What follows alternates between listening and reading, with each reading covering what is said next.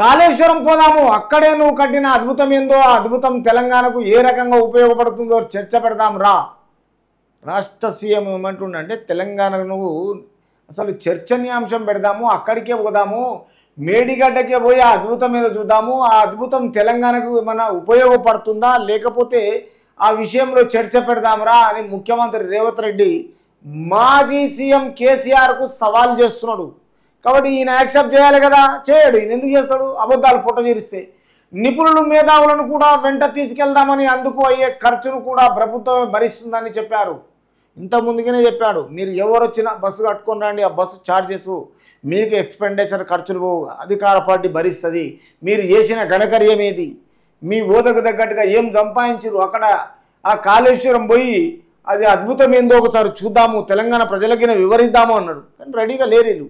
పోయిన తర్వాత వీళ్ళు పోయేటప్పుడు రాలే, తర్వాత మళ్ళీ ఒకసారి కల్వకుంట్ల రామారావు అందరినీ తోలుకొని పోయినప్పుడు వీడు ఉండే ఈయన ఏమంటాడు, ఆడ ఏమున్నాయి, తోకమట్టు ఉందా, బొందలగడ్డ ఉందా, ఇట్లాంటి మాట్లాడతాడు. అంటే వేరేలు పోయినప్పుడు మాట్లాడతాడు, తన కొడుకు పోయినప్పుడు మాట్లాడతాడు. వరుస వాయిలు ఎట్లున్నాయో ఏం మాట్లాడతాడో అర్థం కాదు కేసీఆర్. తర్వాత నిపుణులు మేధావులను కూడా వెంట తీసుకొని వెళ్దామని అందుకు అయ్యే ఖర్చును అధికార పార్టీ భరిస్తుంటుంది. నిపుణులను అధికార పార్టీ భరిస్తుంటుంది. మేధావులను అక్కడ ఏం జరిగింది చర్చనీయాంశం దాని విషయంలో తీసుకెళ్దామంటాం.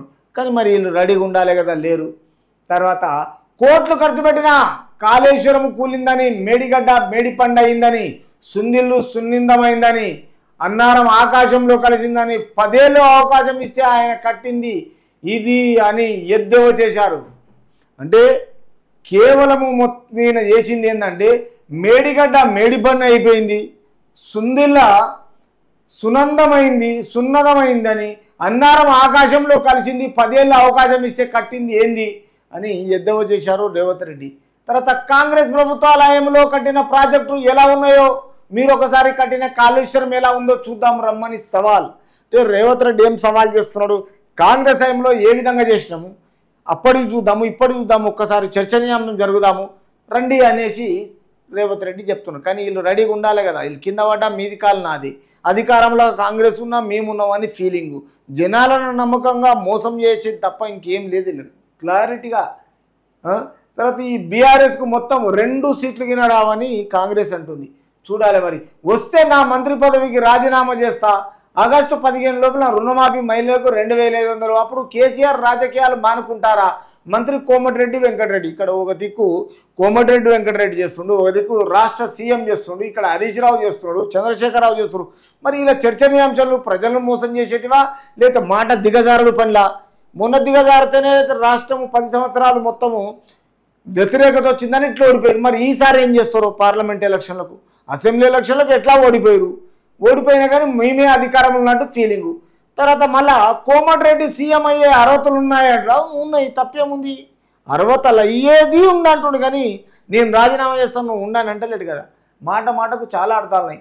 ముఖ్యమంత్రి రేవంత్ రెడ్డి వాక్యాలతో ఏకీభవిస్తున్నా, నల్గొండలో భారీ మెజార్టీతో రఘువీర్ను గెలిపిస్తాం, రాష్ట్రంలో బీఆర్ఎస్ పని అయిపోయింది, మంత్రి ఉత్తమ్.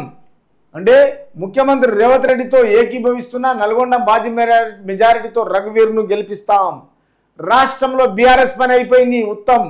అంటే ఉత్తమ్ కోమటిరెడ్డి వెంకటరెడ్డి అయినా, రాష్ట్ర సీఎం రేవంత్ రెడ్డి అయినా ఏమంటున్నారంటే మీరు చేసిన అన్యాయాలకు అవినీతికి టోటల్గా తెలంగాణ ప్రజలు బుద్ధి చెప్పిండ్రు, మిమ్మల్ని తుంగలో తొక్కిండ్రు, ఇక మీ పని అయిపోయింది, మీ పార్టీకి ఉండవసరం లేదు. ఒకప్పుడు భారతీయ జనతా పార్టీ ఎక్కడైతే సెంట్రల్లో ఉందో స్టేట్లో టీడీపీ ఉండను, ఆ టీడీపీని భూస్థాపితం చేసిన ఘనత కేసీఆర్ది. ఇప్పుడు అదే కేసీఆర్ను మళ్ళా కాంగ్రెస్ చేస్తుంది. కాబట్టి రాష్ట్ర ప్రజలు గమనించి ఈ విషయంలో మీరే నిర్ణయం తీసుకొని రేపు ఓట్లు వేసే రెస్పాన్సిబిలిటీ బాధ్యతారహితం మీది.